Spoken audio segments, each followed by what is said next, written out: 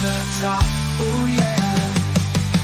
Talking wrestling, it's a wild ride. From suplexes to body slams, we got it all inside. Get ready for the excitement, the drama show. Talking wrestling is ready to throw down. Oh yeah. Ooh, yeah.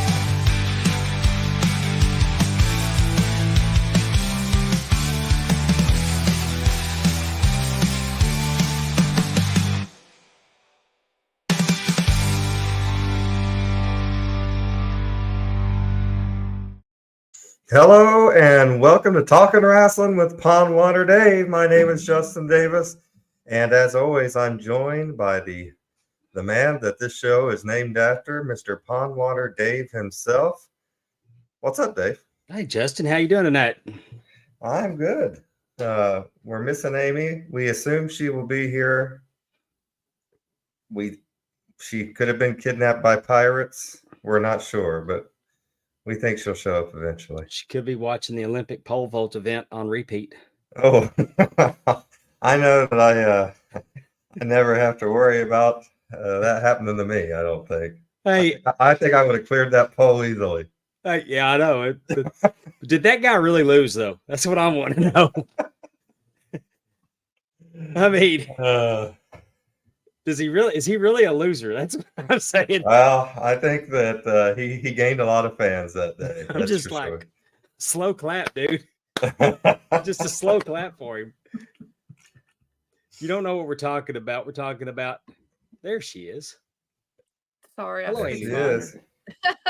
How's it going, guys? Oh, pretty good. Good. We were just talking about Anthony Ammirati. He's the French, Everyone's favorite pole vaulter. He's the French pole vaulter that. See, even Amy knows. I know Especially why you're Amy. talking about him. I mean, it's like, so you lost the gold medal. He goes, yeah, but can your wang do this? Poor thing. That's gotta be a hard everything. It was semi, I think. Oh Lord. You said it. I did. Hard and times. The world to know. Yeah. Hard times is when a man trains for 4 years to go to the Olympic Games and his wiener gets in the way. Yeah. And not in a good way. Right. And the world sees it. Like they zone in. I mean, world sees it. If I had one, if mine looked like that, I want the world to see it too. Oh Lord. Maybe not during your gold medaling pole vaulting opportunity. He's gonna do a lot of pole vaulting as a result of this. Oh Lord. As long as it's not porn. Oh, it just seems like, every time, the guys were talking, FFP was talking about this today. They talked about 1974, but every time there's some kind of event where I will say a man's penis is involved or in the forefront, like they talked about 1974 was Amy Fisher. She was born. Of course, she was with Jody Buttafuoco. They had an affair and shot the wife. Yeah. That made me think about John Wayne Bobbitt, how they both turned to porn after their fame was over. And I just think that's interesting. If John Wayne Bobbitt would have had this guy's unit, they would have found it quicker. I think the guy has landed himself some sponsorship opportunities for the rest of his life. Helen Blue Chew. Exactly. Blue Chew. And his uniform's blue. So he just really goes. Oh my gosh. Off the rails. Not even been here 5 minutes. No. Well, thank all the everybody that showed up early to hear us talking about Olympic Wang. And Joey Buttafuoco. And we got T-Weave from soccer practice. Antonio Santos is here. Willie Buck. What's up, Willie Buck? Allison Faye. Yes. Terry, please tell us that your son is not in the car listening to all of this wonderful talk. You're joining from the soccer practice. It was on the Olympics, Amy. Well, that's very true. You're right. I think back in the day, Howard Stern had the penis Olympics, and this takes it to the next step. Yeah. Yeah, that's true. I don't know what we're talking about, but speaking of the Olympics, this morning I was getting ready. I turned on the Olympics in the morning and there was speed climbing on. Have you all heard of this? It's like Speed. it's Oh like a yeah, rock climbing rock or climbing. You got to go up there fast. yeah. So I mean like those little like how you would go to a rock wall like at a, an Hmm. amusement park or whatever. Okay. It had to be 20, 30 feet. I don't even know how high it was. These people were going like the fastest I saw was 5 seconds.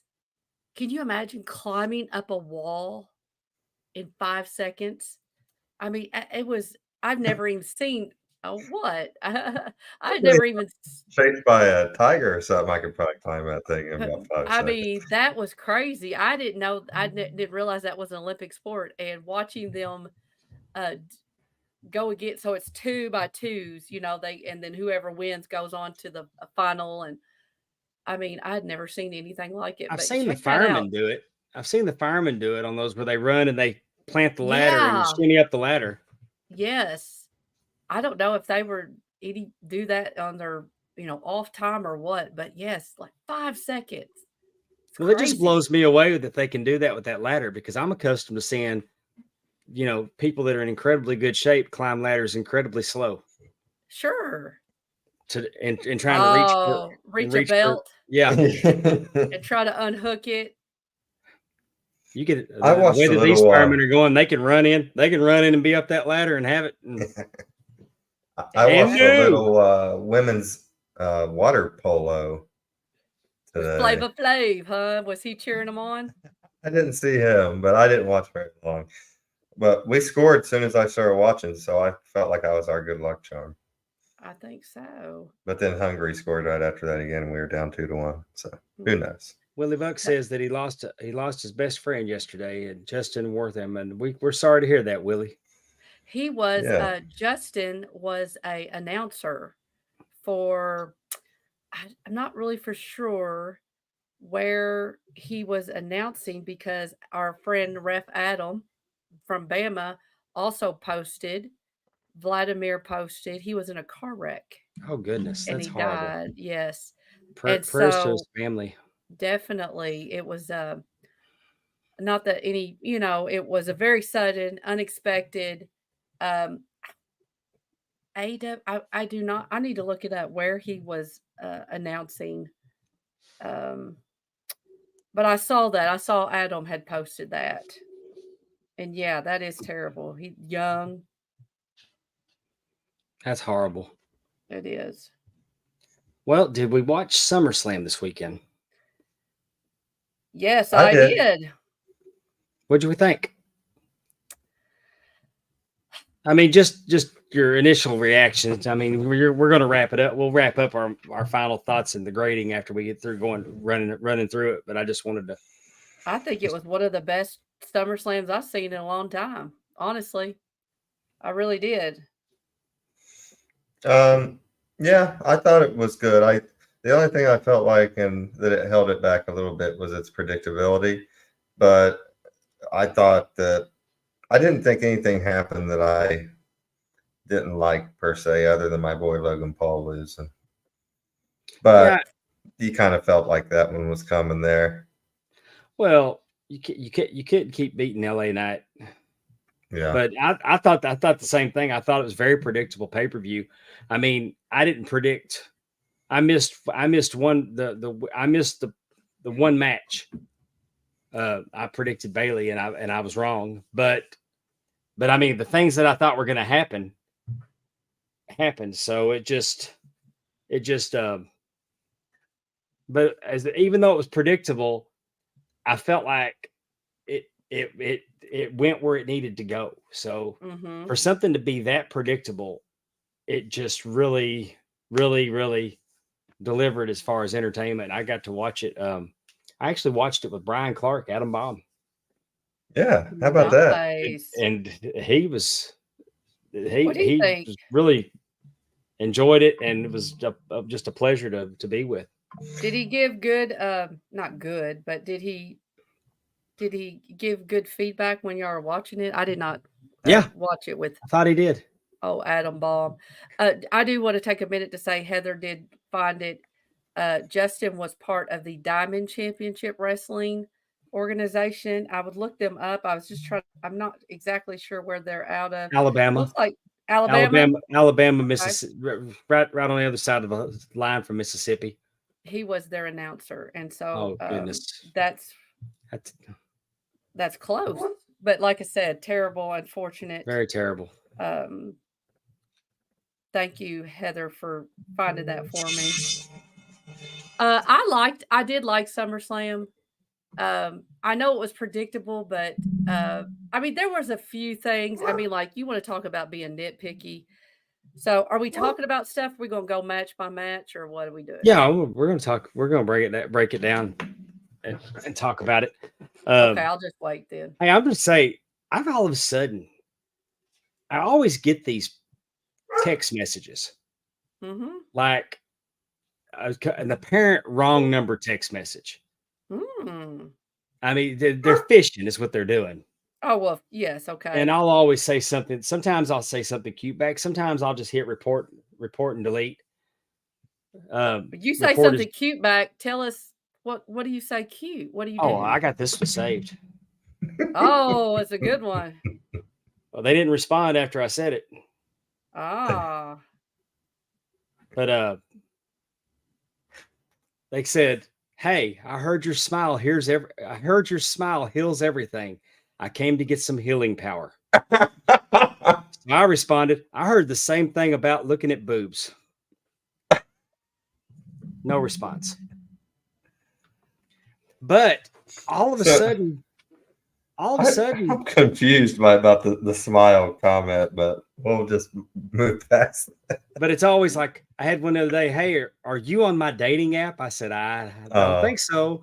But I mean, it's always, and then you say you got the wrong number, and they go, "Thank you," and then they're trying, "I hope I didn't bother you." Right. And can I know who I'm talking to? No, you can't. Yes, I actually got one the other day like that. Well, now I'm just getting calls. Like the phone will start ringing, and it'll be like somebody's calling on WhatsApp, or somebody's calling on Messenger. Or so if I get one of those, during the show, I'm going to answer it, and we're going to have all kinds of fun. Oh my! Of course, I started getting a lot of those kind of things after the tornado that was here in my area.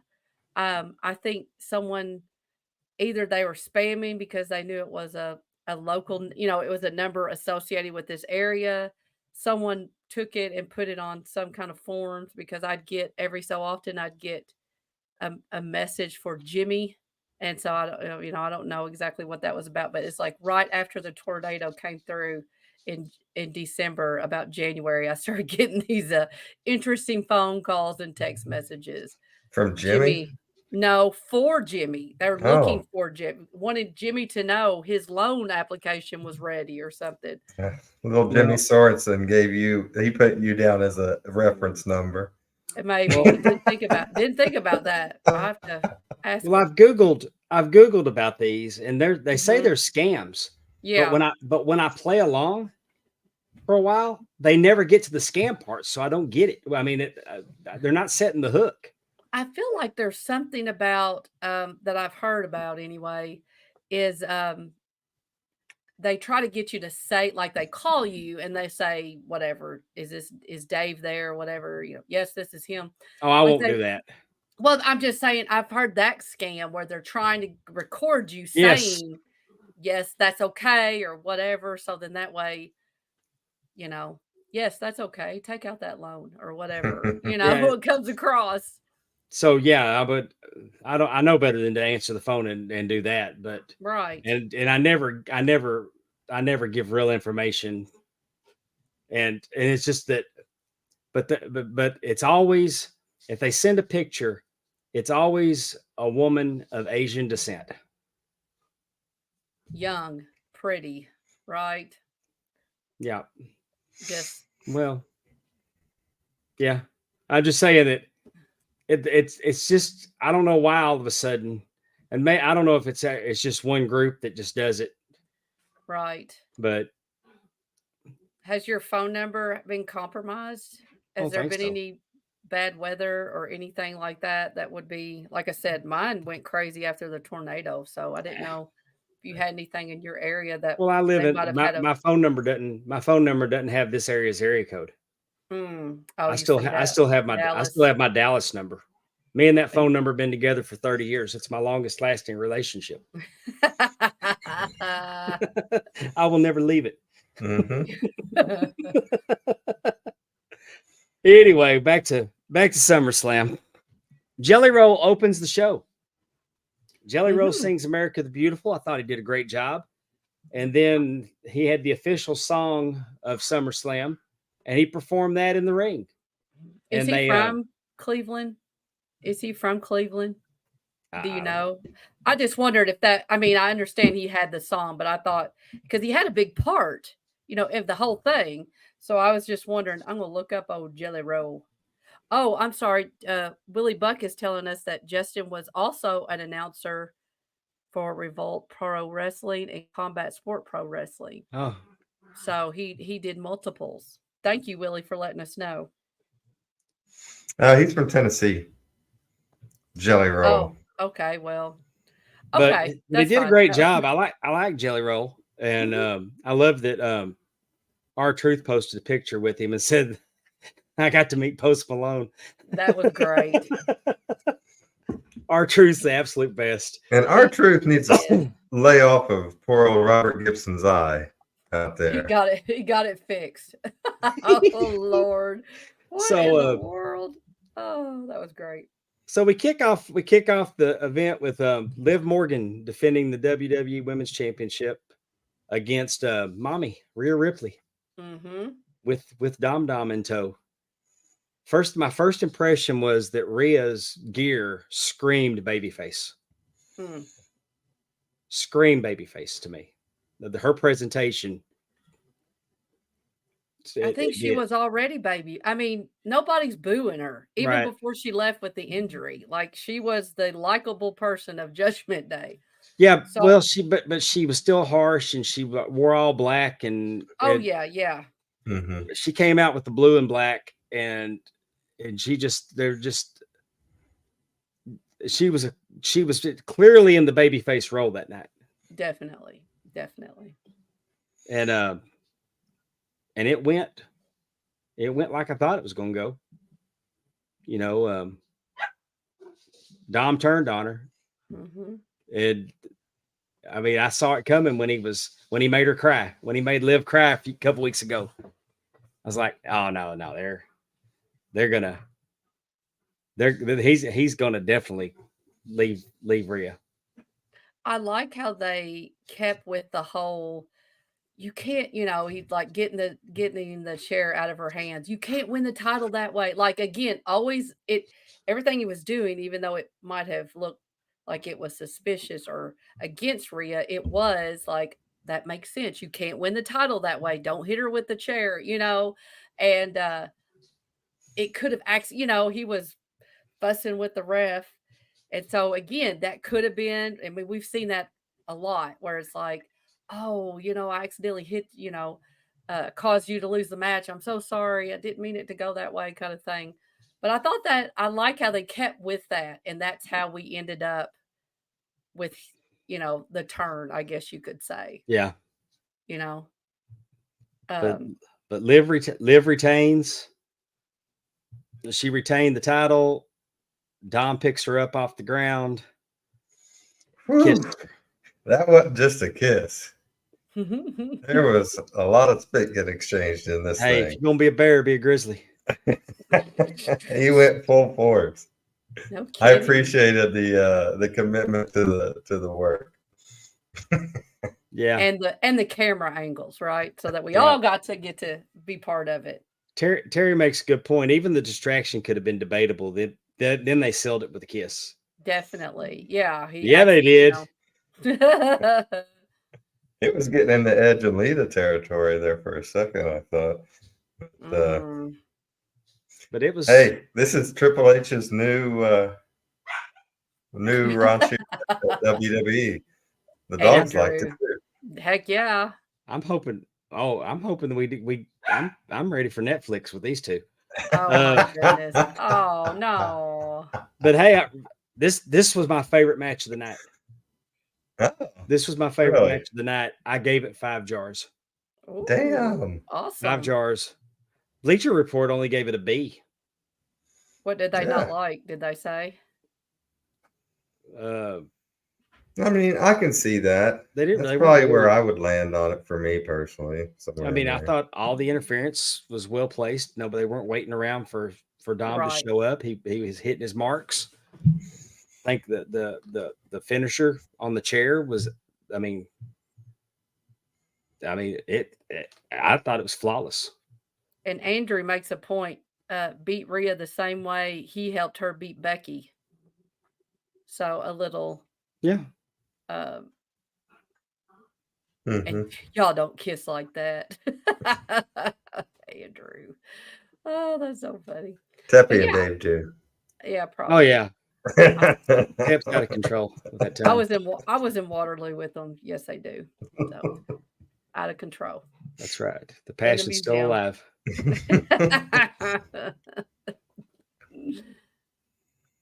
Oh, Oh Lordy. Do you need a minute, Pondwater? Yeah, she's not home right now, so he. yeah, you I'm know. good. And so next up, Braun Breaker challenging Sami Zayn for the Intercontinental title. My first observation is the Intercontinental title is the Charlie Brown Christmas tree of WWE belts. Mm. But it's not even that you feel sorry for it, like Charlie Brown's Christmas tree. And it also looked like it was in bad shape. It looked like one of the plates was side plates was trying to fall off. I thought when I saw that it's the Intercontinental title that it is definitely time for them to upgrade that championship. They've done so well with all the rest of their belts. Didn't they just upgrade it just like 3 years ago? They did a new one. Like, I don't know. That's an upgrade though, buddy. I agree, but it's their upgrade. But it's beat all to hell, and it needs to be fixed. Well, and maybe that's why they didn't. They knew they were going to go through this changeover, so they're like, "We'll just wait." And by fixed, we mean go back to the Macho Man Intercontinental Belt. Damn it. Or the Oval IC. I take any of them, or just come up with something new. Mm-hmm. They've done really well with their new belts. But Braun and Sammy, this is the match that we should have got last time they met up. Exactly. This is the match we should have gotten last time. Or this is the result. This is the result we should have got last time. Braun winning. It just doesn't take it. I mean, when you look at Braun Breaker, the way he floats to the top, the way that he floats to the top rope and stands there and then delivers the Breakensteiner. They called it the Breakensteiner. And I mean, he's just so good. How he just hops off the top rope and throws that on, and just it's some athletic shit going on out there. I just thought it was incredible. I mean, he's so good, and he pretty much beat Sammy pretty handily. And like I said, again, what draws me away from this is why did we go the route we went the last time? I just don't get it. I hope it wasn't because we were in Canada and Sammy's I hope it's not, because that was probably, and I think for us when we previewed it last month or whenever it was, that was the one match we were all like, I mean, he was on a winning streak. He was so dominant. Of course, he's going to come in there and he's just going to tear Sammy apart. And we didn't get it. And it was just kind of like, and then a month later we do. Like, it just didn't. I don't know. I don't know what in the world they but it got us there. It gave Braun another month of build. What do you think of the 2 out of 3 falls Monday? I was not aware we were going to do 2 out of 3 falls on Monday. Oh, that's right. He did get his rematch. He was talking to Jay. I didn't know it was going to be 2 out of 3 falls. I like that. I'm old school. 2 out of 3 falls matches I like it. I like it as long as they don't go out there and beat him in 2 straight in 3 minutes. Yeah. They don't. I mean, I haven't seen a good WWE 2 out of 3 falls match in a long, long time. But I'm definitely for it. I kind of like though. I like the idea of the person who loses, the champion who lost. They need to go back to the bottom of the line and claw their way up. I mean, we're literally going to see the exact same match that we just had. Granted, it's 2 out of 3 falls, which we know that means Braun will take a fall, Sammy will take a fall, and then we have to really wait for I that don't third know though. fall. Braun may go 2 straight if they're building him to be a monster. We just heard from Probably Amy true. Von Tunney, the Yeah. commissioner, who said, "Get your ass to the back of the line." But I mean, it's great, but it's like we're going to have the same. I mean, we've already seen these two wrestle for a while. It's like go to the end of the line. Let's get. Let's You don't think the champion should have a rematch and the rematch clause? no. I mean, they have the fake contract signing. Why can't they have the fake rematch clause? I didn't see a fake contract signing. I mean, you know what I'm saying, person. that they No, I agree, but I'm just saying. I just think it kind of it stops us from seeing the same group of people wrestling every week.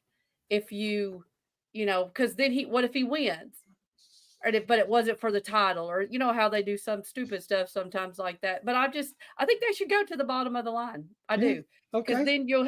then that just guarantees a fresh matchup with Braun and Hmm. whoever's in the next behind it. Amy just Rosa Parked freaking Sami Zayn right there. How Go to important back was of the line. IC title? Hogan would be on one show. IC Tyler was the main event on the other back when WWF ran 2 shows every night. It was the workman's title. And I think Gerard said it earlier. It was kind of a precursor. Like, that is like you jumped from the IC into the heavyweight title reign. I Mhm. like that too, Well, I think we absolutely saw that with our boy Gunther, who dropped the IC and immediately went into a program for the world title. Yep. How about Logan versus LA Knight? Oh, back to Braun and Sammy. I gave it 4 jars. Yeah. And the reason I gave it 4 jars is because I was in my head about the previous matchup. Mm-hmm. And I didn't get it. So, but it was a great match. Bleacher Report gave it a B. So, I mean, 4 jars I think is fair for him. That's probably where I would have it. I thought it was a great match. I find myself, I can't wait for the Braun Breaker matches just because I want to see what kind of Rick Steiner looking outfit he's wearing this Yeah. week. But he's just amazing in the ring. He's going to be a world champion very soon. And I don't know if very soon, but down the road. Yeah. I would say, I don't see how you're not on a collision course with Gunther at some point. yeah, I would say within a year. I'd say SummerSlam of next year, he'll Wait a be in minute. a main event. Y'all help me out. Is the Intercontinental title on SmackDown or is the Intercontinental title on Raw? I never knew it was held to. I guess it is. I never knew it was on one or the They other, were but on it is. Raw. It's Raw. It's Raw. They Okay. were Raw. Yeah. So that will put them in on a collision course at some point. Well, and one of the things, I mean, just to throw in Raw from last night, Braun Breaker was all about this is my title. This plate ain't going to be coming off. So I mean, he may stay Intercontinental Champion for a long He probably time will. for his choice. Like him wanting, to take on all comers. So I think that'll be interesting. Gerard said he actually met the guy who went to Portsmouth, New Hampshire Harbor, and got the IC title that Austin threw in the harbor from the bridge against The Rock. That shit was cold. Yeah, they wouldn't buy it back from him. But it wasn't the actual Intercontinental title. They just threw an old tag belt in there. Mm-hmm. And I know the guy that has that belt now. And the guy that sold it to him, I can't give the numbers because it's not my story. I don't really think I'm supposed to share the part of it. But somebody got it off of eBay, and it turned out to be that belt that they fished out, and because they threw an old tag in there. And but but my friend Ron has it now. So And he got it off eBay, or he got it off a the guy guy who that got he it got off it from got it off eBay. Interesting. I don't But it's a visit Reggie, eBay it's a Reggie, enough. it's a Reggie Parks WWF tag. Interesting. I mean, you can see the Well, where the now I'm damage like, draw. being in the river. Did he have to like scuba dive for it? Yeah, the guy recognized where they threw it and went diving for it. Anyway, Logan Paul versus LA That's pretty Knight. cool. Logan Paul shows up in the stolen Prime Mobile, and the busting the window out was stupid. I mean, it was a piece of plexiglass Right. with, wrapped plexiglass. So, I mean, it didn't really have a purpose, but WWE can afford to replace it. I was trying to figure out why my camera angle is so wonky tonight. There we go. I did like Jake Paul coming out, and I couldn't tell if he was trying to get heat at the beginning with the Cleveland crowd because his coat looked black and orange. So I didn't know if he was going like Bengals colors there. But then his pants looked brown and orange. So I was kind of, I don't know. Well, he seemed to be wanting at least putting his color scheme connected to Brian Clark. Cleveland. Brian Clark thought that Logan was doing a little gimmick infringement on Cody with his gear. And I told him, I said, well, he really started wearing the Stars and Stripes jacket when he became the U.S. champion, because he went all in on being U.S. champion. I think that makes sense. I mean, I get it, but I think that, I mean, like you said, it goes with his title. It's not just something he's doing. I think that this is probably going to be not very popular. I feel like they struck a little bit late on giving LA Knight this title, because I don't see quite the pops that he used to get. And it's like, I feel like they may have missed their chance there. Well, it was crapper get off the pot with him this time. And I mean, it really would have spoke volumes if he would have came out empty handed on this. Oh yeah, that's true. And Logan doesn't need the U.S. title. No, he doesn't need it. And did you notice that Prime was not alone with being the only spot? There's more sponsors in the ring. Mm-hmm. They're putting more and more sponsors inside the ring now. I'm glad you brought that up, because I really liked the color of the mat. It was almost kind of this color, like that baby blue of the drink of like that truck. But I thought it popped and it looked really good on TV. Oh.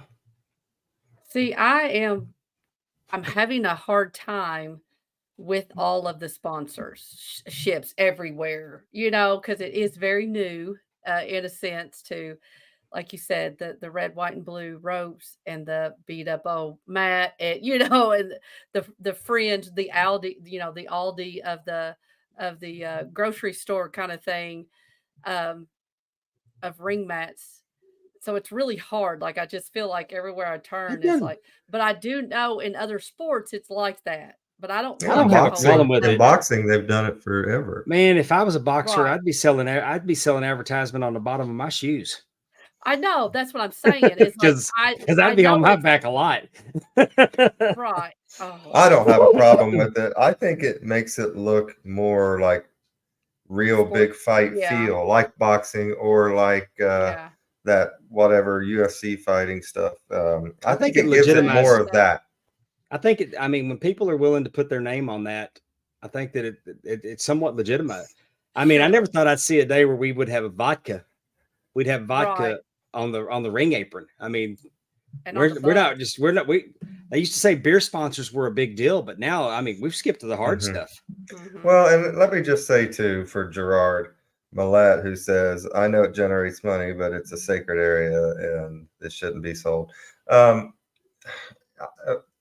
I think that it's like us old timers that, like, I hated when the National League was going to get the DH in baseball, the designated hitter. And I was like, as an old school, the Reds first team in baseball. We never had the designated hitter. I thought this is going to be lousy and terrible. And now that we have it, I'm glad we have it because it takes that crappy hitting pitcher out of having to watch that all the time on TV. So I think, like anything else, it's new to get used to, but it'll be normal here soon, and no one will say anything about it. Change. I don't like change for the sake of change, but sometimes change is good. Yeah. I mean, just this week, the Batman the Cape Crusader premiered on Prime, on Amazon Prime, and it's a cartoon in the same vein as Batman the Animated Series. And right out of the gate, the villain was the Penguin, but it wasn't Oswald Cobblepot. It was Oswalda Cobblepot. They made the Penguin a woman. Much better character. Better character. I was fully prepared to crap all over it. And more vicious than the Penguin, I mean, than the Oswald Cobblepot character. But I was fully prepared to crap on it, and I gave it a chance. And truthfully, they can always bring Oswald in as the twin brother. I mean, they could do that too. So it's not like that it's either or, but just that dynamic of making the Penguin a woman. It was so good, and I was fully prepared. I was fully prepared to just like roll my eyes and thinking, because unfortunately today in today's society, we change things for the sake of changing things. Yeah. I think that though, wouldn't a female penguin be meaner because they got to guard the eggs for the most part? So I think that you wouldn't want to mess with a female penguin. No spoilers, but you can see what she did. She's vicious. I mean, like bad to the bone, and I'm not teasing like Michael Hayes used to say. But anyway, that's what I'm saying. Efren's changing his name to Oswalda after this. Well, Oswalda Bajorquez. Gerard does make a good point. Boxing and UFC needs it because they don't have commercials. I guess that's the other thing too. I get we do want to make money, and they have shareholders now, and I'm sure that is a driving force. But I don't want to see the wrestlers have team. I don't want them to be wearing Prime and all this other stuff all over their outfits. I don't know. If I had my druthers, I would say stay off the ring. I wholeheartedly want to see it. But I want to see the Blue Chew pump handle slam in the middle of the match. Oh Lord. The camera angle, right? I think we saw that at the Olympics. There was a spot that went. Oh, we did. I want to talk about the superplex in this match. Most of the time your superplex goes up and they go in the big arc to the ring. This one did look like it did not go right. It looked like a brainbuster from the top rope. And it looked really vicious from the first camera angle. They showed a replay from a different camera angle, and you saw that it wasn't as bad as it looked from the first camera angle. But it didn't look like a superplex. And even, like I said, I watched it with Brian Clark, and even he thought, oh my God, I thought he did it on purpose. I thought he wanted it to be that. It looks like he kind of tucks him in there toward the end and makes sure he doesn't go right on top of his head. Yeah, well, it looked like a brain buster, and so thank goodness it was thank goodness they were all right on that. But it was kind of hairy there for a second. Bleacher Report gave it a B+. I gave it 4 jars. What do y'all think? Oh, I did not get to watch that in its entirety, so I can't vote. I give it 3. It's just, I don't know. I'm tired of the Logan Paul brass knucks handler. LA Knight. I didn't know that was Machine Gun Kelly, by the way. I had no idea that was Machine Gun Kelly because he's not calling himself Machine Gun Kelly anymore. He's just going by initials. Oh, geez. MGK. And I don't know if that's because guns aren't cool right now, and maybe he's rebranded, but I didn't know that's who it was. But whoever he comes to the ring with, is going to be passing the brass knucks. And I liked the finish because normally that brass knuck spot would be belly to back suplex into the ring, brass knucks to the head, you fall down, make the cover. But he didn't really get him. You could tell he didn't really get him that good.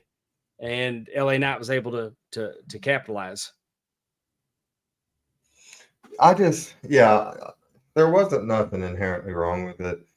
I do not like LA Knight's wrestling in his matches. For some reason, I can't get into them. So for me personally, I give it a 3. But there wasn't anything wrong with it. Go ahead, Damie. No, I was just going to say, I do enjoy watching Logan Paul. I can't get over the fact that he is, whatever, 10 matches in, or whatever. I enjoy watching Logan Paul too. He's awesome. I think he'd probably have an incident at the pole vaulting too if he was going over it. Well, he's really incredible to watch, and I don't think he needs all that gaga in his matches. Right. I mean, because we're talking about a predictable pay-per-view, and him going to that brass knuck spot is predictable. It doesn't have to be every time. Right. But I do enjoy watching him because he's such a, like I said, 10 matches in, and the things that he's doing with the different wrestlers, like I found that very entertaining. And you have a lot of room to talk about brass knucks when at Ric Flair's last match, they're cheating. Got Conrad Thompson cheating, some bitch is throwing brass knucks in. And Ric Flair, you come in and act like, oh, nothing happened. Yep, it's all legal. Just count this thing. I didn't see it. What was you doing back there? Talking to Hurricane. Sad part is it's probably true. Not far off. I'm embellishing a little bit. Actually, I'll tell you exactly what I was doing at the time. They were telling the wrestlers that if they wanted to come out, they didn't have to come out after the match, but if they wanted to come out the ringside to, pay the respect to Rick, that they could do it. And all the referees were going around relaying this, and Scott Armstrong said, "Hey, I told you to go do it." And I said, I'm fixing to run out. He goes, "You keep doing what you're doing." But anyway, Shawn Michaels being his personal trainer, it shows, and I do see flashes of HBK in the way Logan Paul performs, and I mean that as a hell of the compliment that it is. Oh, definitely. Hopefully he's not going to be gone too long. Hopefully this is just hopefully he doesn't lose his smile. Yeah, I mean, I want him to stay around. I think the WWE's better. I think WWE's better when Logan Paul's around. He's a tremendous heel. Brings a lot of, so everybody was saying that. I mean, and we won't go all the way into it. I'm just going. He tweeted something, and everybody was on his ass about tweeting it. But that ain't the worst thing he's ever tweeted. And when they talk about that, maybe WWE said something to him about his social media, they wouldn't dare. That's why he's there. He don't need them. He does more for them. He does more for them than they do for him. Mm-hmm. I mean, when he went against Roman Reigns in Saudi Arabia, before he went up on that platform, he started Instagram Live. I got a notification he'd gone live, and I watched. And he immediately went to 70,000 viewers. That's where it peaked. And they didn't start dropping off until he set the camera down to go to the ring. When you can go live on a Saturday afternoon and get 70,000 people watching. Crazy. We got 65,000 when we did it, but who's counting? That's right. But next up, Bayley versus Nia Jax. Bayley's defending her women's championship against Nia Jax, the queen Nia Jax. Nia comes to the ring without Tiffany Stratton in tow. I think she had a new crown on. I don't believe we'd seen that crown before. And this match pretty much gave me what I needed. I mean, it wasn't great. It wasn't bad. It was. Like I said, I went into it thinking that Bayley was going to keep the title because of Tiffany Stratton. And we got Tiffany Stratton she came out and the crowd popped. The crowd popped when the music hit, it's Tiffy time. It's Teppy time. That's what we're gonna do when Teppy runs in the end of these shows. And what I'm saying is she came out and she caused a distraction, and it just, she had a cash in, right? well, she didn't. Well, yeah. She didn't. And I mean, that's gonna be drug out a little bit. And it's gonna be interesting with Nia's champion, and I'm for it because Bailey didn't need the championship. No. And you could tell, we've talked about this for the last 6 months, that the build that they're giving the queen here of the ring, and from the queen of the ring and on, you can tell that even before that, you could tell they were going to maybe finally give her a good push, and we're seeing it. And I love it. But I think there's going to be another queen that's going to take exception. Yeah, I'd say you're right. But I feel like Nia has gotten better and slightly better at her work. I think she's great. Yeah, I mean,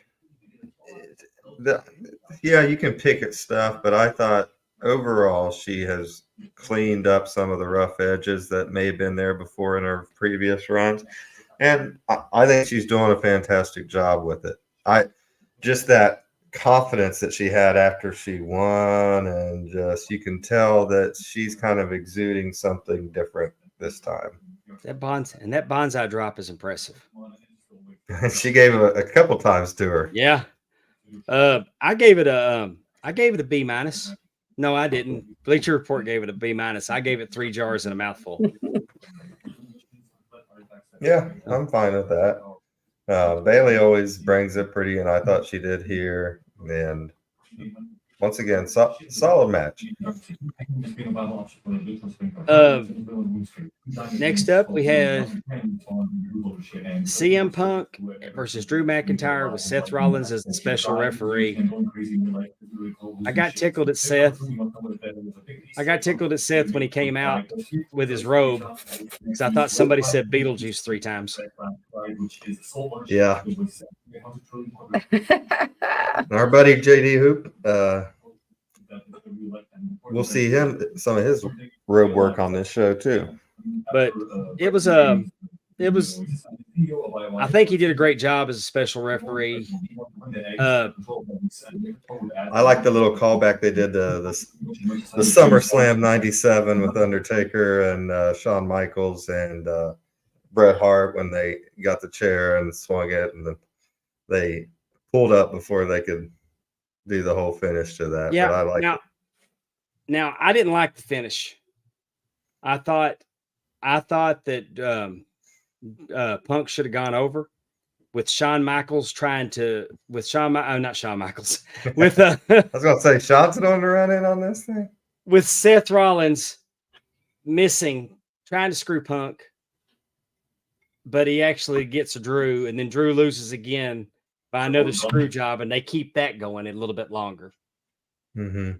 So that was my thing, is that's where I would have liked to seen Drew screwed one more time.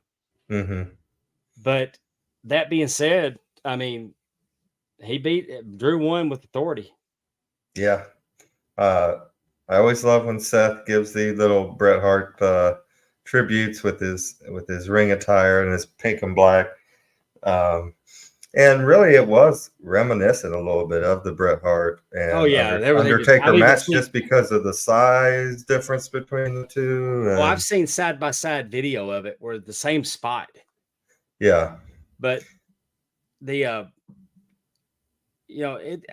gave it 3. I gave it 3 in a mouthful. Yeah. I mean, it was, and that's still good. I'm not saying I didn't enjoy it.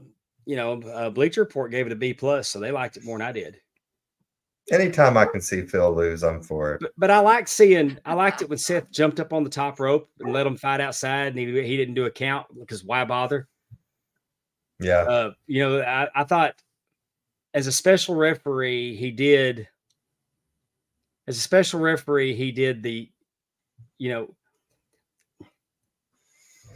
he was there to draw attention to himself.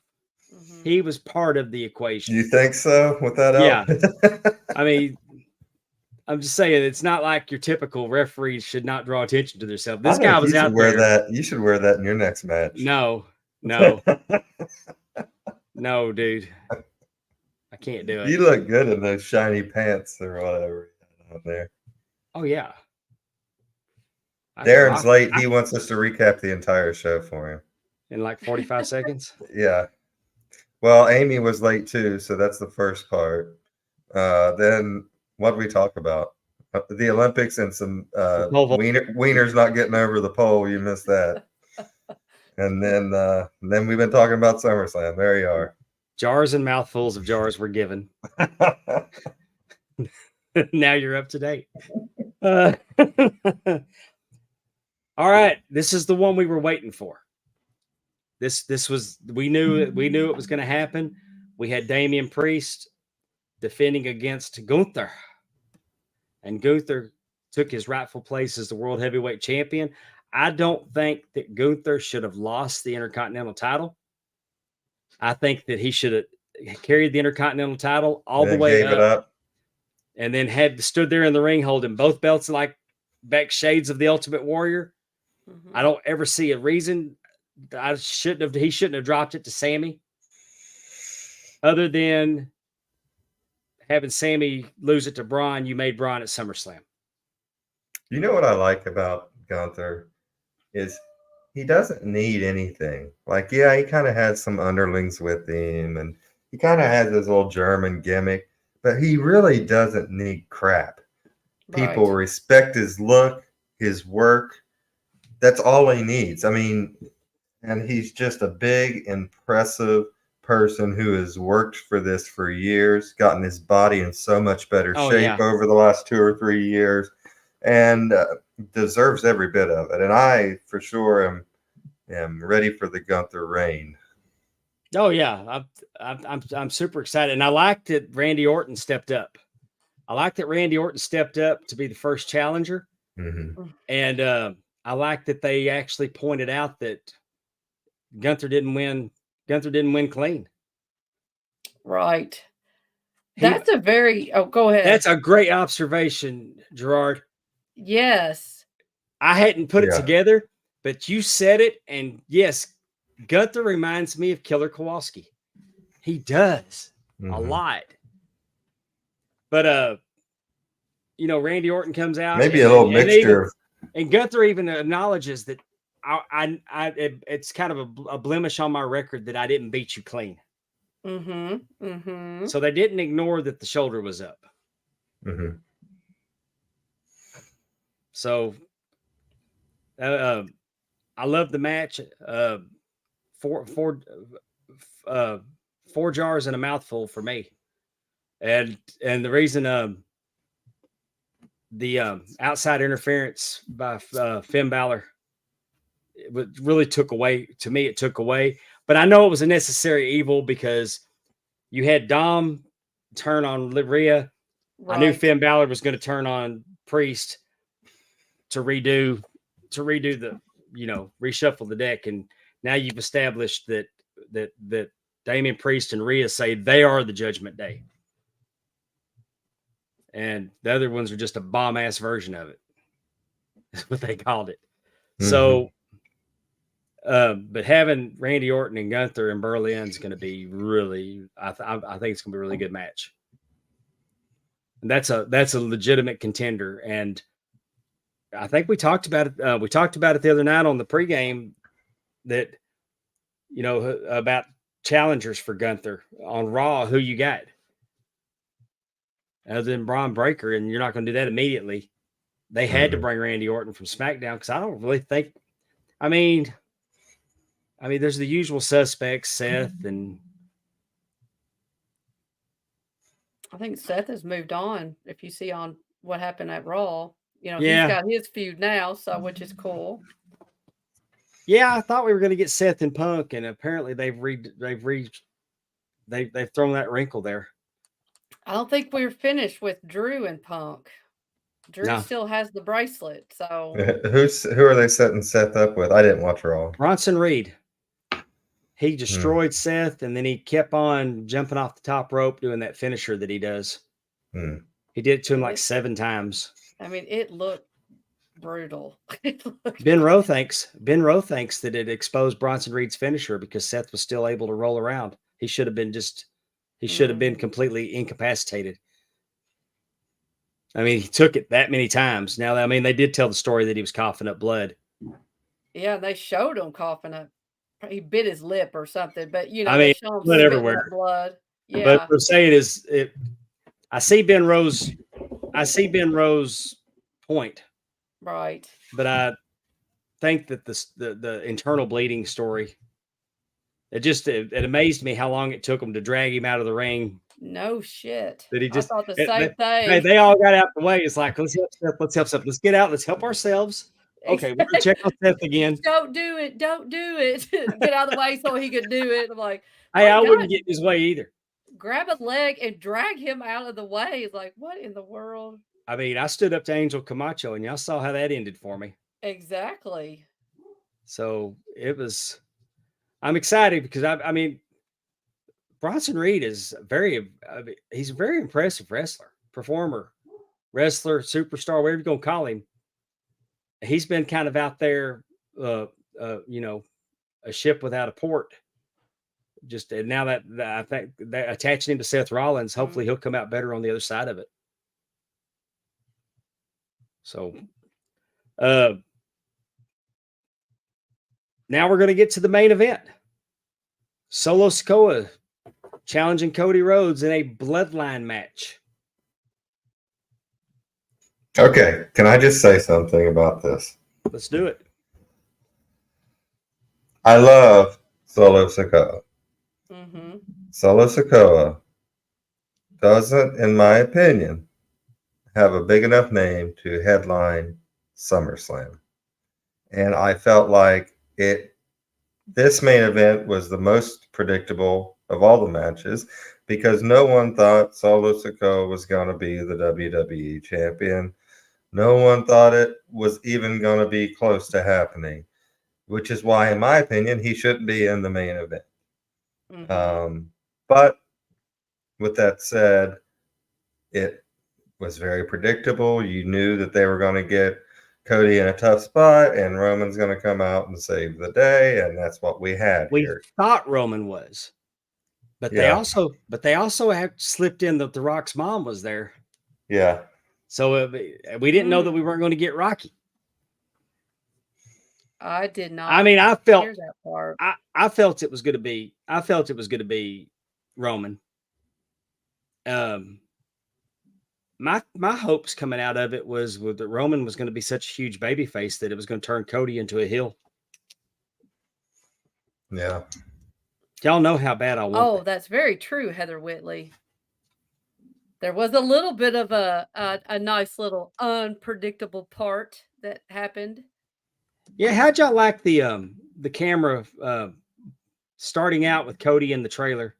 He comes out and he walks Pharaoh. Yeah. I like that. I do too. But anytime there's a dog in the scene, it gets extra points. Yeah, he called his dog. They asked about Yeti, and he said Yeti was a jobber. I just kept praying that he didn't take him out there to the pyro again. Right.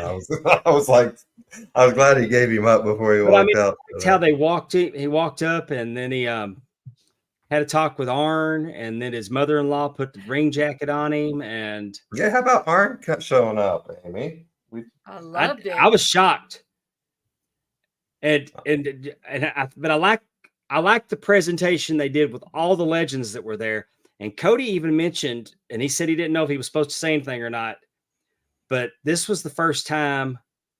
This is the first time that they got a memo, like they had a flyer, a pamphlet or something that these are the legends that are going to be here tonight. You know, you go and thank them. But it gave a bio of each one of them for the younger talent that may not know exactly what their contributions were. You know, he even named Tiffany Stratton. He said, you know, she's very young. Maybe she doesn't know who, you know, it probably does. Sure. But what if, he thought it was great that they gave the legends that kind of treatment that night. Well, I think that It's nice. Solo can headline a in your house, but I don't know if he's a man to headline SummerSlam. And I do understand what Andrew said earlier, which is it was just there to further the story along to get Roman to come back and I get all that. And so I guess in a way he was a bit of a pawn for all of that to happen. Well, But I I still think you need to have a little bit of competitiveness and guess worthiness about who may or may not win the main event. Guess worthiness is a new word that I just made up, Efren, if you're wondering. well, I thought it was good. I thought that I think Roman came out and did what Roman needed to do to Solo. I would have rather he just came out and speared Solo, Superman punch, spear, and then got his necklace and put the necklace on. I like that. But we're leading for a Bloodline versus Bloodline Survivor Series War Games probably, and I'm excited to think that maybe we're going to get the Usos back with him and Sami Zayn. I think losing the Intercontinental title has freed up Sami Zayn, because when was Sami Zayn his best? What's the most interesting Sami Zayn's been in the last 3 years? When he was in the Bloodline. When he was in the Bloodline, that was his best. That was when he was at his best. He gonna be honorary Us. I'm for it. And I like that they kept the Jacob Fatu. I like the injury angle that they did, and he sold it. You weren't sure. I mean, hey, let's go back to Rhea Ripley. Let's go back to Rhea Ripley with the separated shoulder. You weren't sure that her shoulder wasn't really separated. The way she had it contorted, you were wondering, did it really pop out? And then you realized it didn't. But I love the Lethal Weapon, Mel Gibson popping his shoulder back in. Oh yeah, that was incredible. But back to Jacob Fatu having the injury out there that kept him from getting off the broken table and getting in there. So it kept Jacob away from Roman. Are we sure that is an angle? I mean, you see doctors around him. He's if it wasn't an angle, it's awful convenient that it kept him from helping the entire thing. That's very true. Smells like an angle. I think it's great storytelling is what I think. Yeah. I hope it is. I do too. I hope it was, because I don't. This is going really good for Jacob. The last thing I would want was for him to, injure himself. Oh yeah, I worried about it because I love him so much. He's the best. No, yes, very true. He's the best. He's the best out of all of them. I'm not going to say just the best of the Samoans. He's probably top five in the company. And people just don't realize. I will say it was really cool as I'm sitting on my couch watching SummerSlam, see someone out there that I've done illegal things with in the past. So it was pretty cool. But yeah, they didn't have the doctors. Gerard points out the doctors would have been there immediately, and they weren't. That's very true. But I think it was brilliant booking. And think about how big that guy is and how he flies. It's almost like Braun Breaker, like you said about how fluid, or, like you said, he's just jumping up on that size and having that agility and that kind of stuff. I mean, he's very much like Braun Breaker in the ring. Yeah. He is, yeah. See, a lot of these heavyweight wrestlers can move like cruiserweights, but a lot of time the way they're booked, they don't allow them to. Lance Archer's had that problem for years. Lance Archer can flip flop and fly with the best of them, but he doesn't have to because he's a monster. Right. But they're letting the monsters in the WWE do amazing things. And I'm super excited about the WWE product. I can't wait to see what's next. Well, one thing I did not like, and it was just a visual thing. I know that we knew that Kevin Owens. Well, I don't know. I felt like the way Arn talked about, I actually thought it might be someone else coming out to help Cody. He talked about you still have, friends in the back and that kind of stuff. Like, I really thought maybe. Yeah, Arn let me down. Yeah, I really thought we might be seeing somebody new, or I wasn't for sure. But that you had to come down to the ring and then hang a right and keep going towards the ring. The entry was like an L, I like and the they entry played though. music. I I'm like talking the about lack for of. Kevin Owens. Oh yeah. I'm talking about for Kevin Owens and Randy Orton to come help save. We got music, we got jogging, we got Oh to yeah. go half a Orton looked like mile. he looked like he showed up for the Royal Rumble.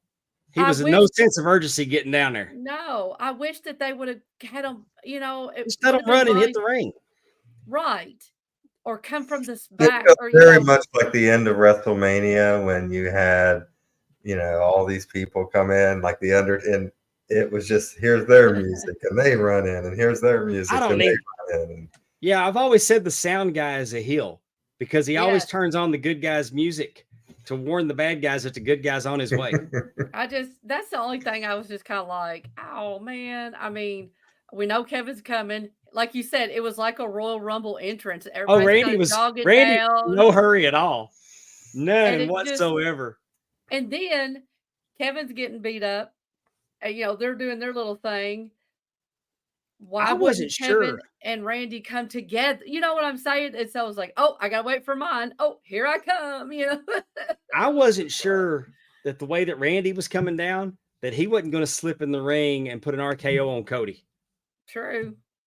That's true. That mean, and I maybe no, that's I'm what they were going serious for. No, I because know. I'm looking for swerves, bro. Yeah. there wasn't a whole lot of those. I mean, even the swerves were predictable, like the turning Right. of Dom But it was and blah, blah. necessary. I Yeah. mean, we had 4 title changes. We had 2 betrayals. And I think it was awesome. I think it was a good show. If I would have paid AEW money to watch this show, there would have been no buyer's remorse. Andrew said it was control alt delete. They reset the deck. Now here we go. We're going to Berlin. We're on our way to Survivor Series. I can't wait to see what's going to happen from the Rumble. This is a great time to be a wrestling fan.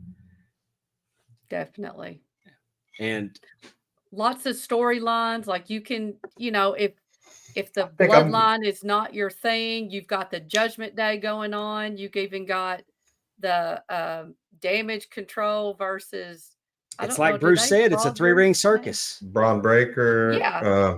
You don't Yeah. like the clowns, watch the trapeze. If you like the lion tamer, I mean, there's something for everybody right now. Definitely. And it's a whole different attitude in the company. Look what they're doing with Joe Hendry. Joe Hendry is a TNA wrestler featured on NXT, doing house shows and working out with WWE. It's kind of like WWE says, hey, we're taking this guy. Y'all can have him a little bit too, but writing's on the wall. We're gonna take him. Right. But I mean, it's unprecedented what they're doing. And I think it's, Jordan Grace is getting the occasional rub. Joe Hendry, there's others that are from TNA that are getting to do it. And I mean, it really doesn't benefit NXT at all, with the exception of Joe Hendry. But it's doing I think it helps. It really helps TNA a lot. I know that the first pay-per-view that Triple H did once Vince had quit the first time. Amy and I was at it at Nashville, and you could tell just a difference in the way that show was set up. The pacing was a lot better. Had that fun thing at the end with Brock Lesnar getting a tractor and dumping the ring over. It just felt like, you know what, that was a good show finally. And really, everyone since, every pay-per-view since, has been very solid. Maybe not everyone's been a banger, but nothing has been a crapper as far as pay-per-views go since Triple H took over. And I'm going to the takeover format. Yeah. And I went to my first Summer Slam a couple years ago, as I said, and I'm going to my first Royal Rumble this February in Indy. So I'm excited. Can't wait for that. this will probably be the last SummerSlam that's one night. But I'm good with having 2 nights of SummerSlam. We had 7 very good matches, and they can do this. They can do this for 2 nights. And how about when and eventually there's going to be probably going to be 2 Royal Rumbles, a two night Royal Rumble, a men's and a title match one night, the women's and title match next night. Mm. How great would that be? Mm-hmm. And I think that the Royal Rumble would benefit greatly not to have 2 Rumble matches on the same show. True. So I like it. I like it a lot. And What do you guys think if you did it this way? What if the first night was men's matches, men's Royal Rumble. Second night, women's matches, women's Royal Rumble. Do you that's think what I just said. Oh, that's what you. Oh, I didn't hear you say you split it up completely. Okay, yeah. I don't know. I wonder, like it. But I could see doing the men's Rumble with the women's title match and the women's Rumble with the men's title match. Yeah. Okay. See, I was just wondering. I wonder if they split it, if they would see a big difference in viewership night to night if they had one women's and one men. I hope they wouldn't, but you never. I don't think they care. I don't think they care with it being on Peacock so much as the viewership as they are selling every ticket in the building 2 nights in a row. Exactly. Right. I don't know. It might. I think it would give the women their shine a little bit more, just to give them their own night. They already steal the show, but that's true. I mean, as good as this card is, and as good as Gunther and Priest was, I sat here and told you right up front that Liv and Rhea were my favorite match of the night. Mm-hmm. Yeah. So it's always a lot of screaming in that women's Royal Rumble. So overall, I gave the whole presentation 4 jars.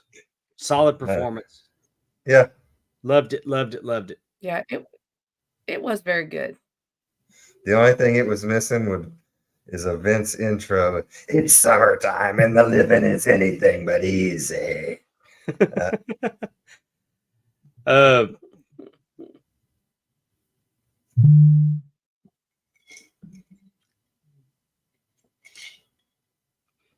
What?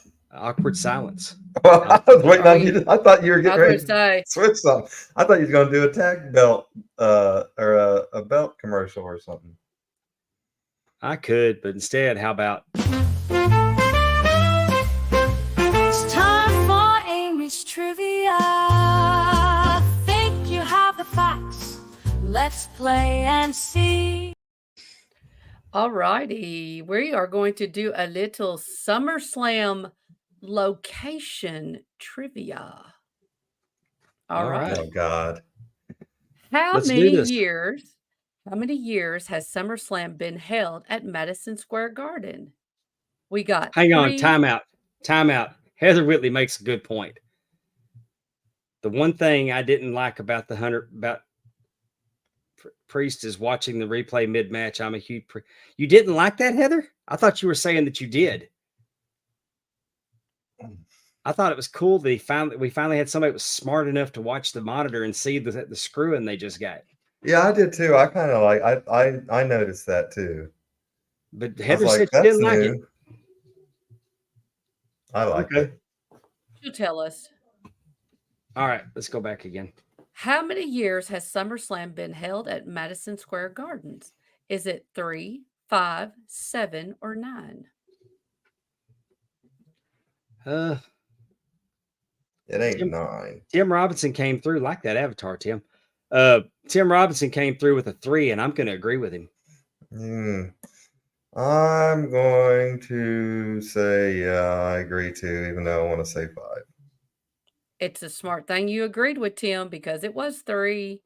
So the first one was held in 1988 there, then 1991, and the last one that's been there was in 1998. Oh, that was the Highway to Hell. I remember that one. 1998. Next question. Oh, sorry. Yes, 3.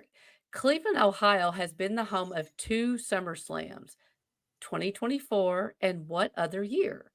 Was it 96, 2000, 2004, or 2010? I'm going to go 2010 because I feel like they would have kissed the Miz's rear pretty royally for that. 96 SummerSlam would have been Vader and Shawn Michaels. But I think it's that one. Which one did you say, Justin? 96. And Dave, what'd you say? 2001? 2010. It was 1996. Very good. It was the main event was Shawn Michaels versus Vader, with Shawn Michaels winning. That was the match when Shawn got mad at Vader and called him a fat, lazy piece of shit in the middle of the ring and kicked him in the head. Sorry. A little more context to that. Thank you. No, sorry. I have some work stuff going on, so I'm sorry, I'm distracted. All right, next question. Was it in the Gund Arena? It Yeah, I was think in the so. Gund Yeah. Arena. It was. Yes, it was. The home of Mark Price, baby. And Brad Who is- Daugherty. Who are those people? Just They because played for I the don't- Cleveland Cavaliers. Okay, because I don't know. So, how many times has SummerSlam been held in the South? And when I say the South, I was going to say, what constitutes this? Are we talking about You- the Civil War it- South? It was in Yes, South. It was in South exactly. Ohio this year. So West Virginia is Exactly. not the South, because we all remember that SummerSlam in Charleston, West Virginia. Exactly. No.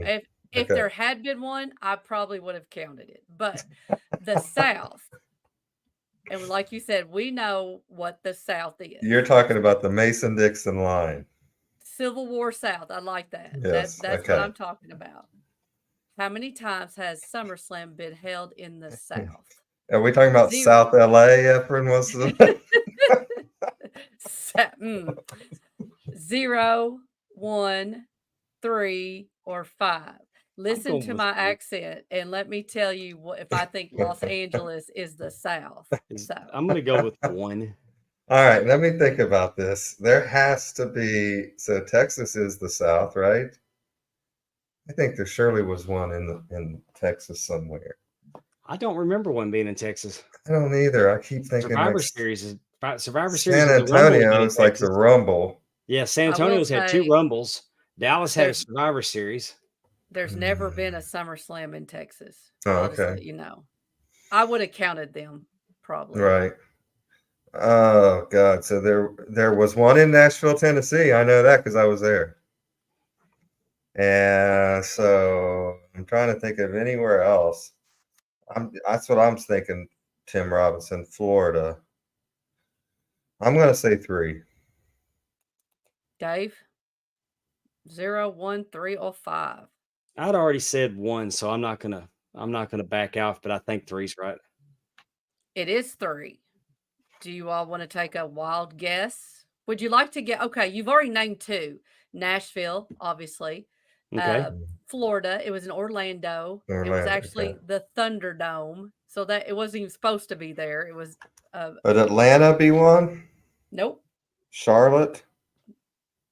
You are in the right vicinity, but it wasn't Charlotte. Greensboro? Nope. Raleigh. Raleigh, North was- Carolina. It was Raleigh, North Carolina. It How was about not that? in it was not Home of in the Wolf Florida. Pack. Yeah, SummerSlam has not been in Florida.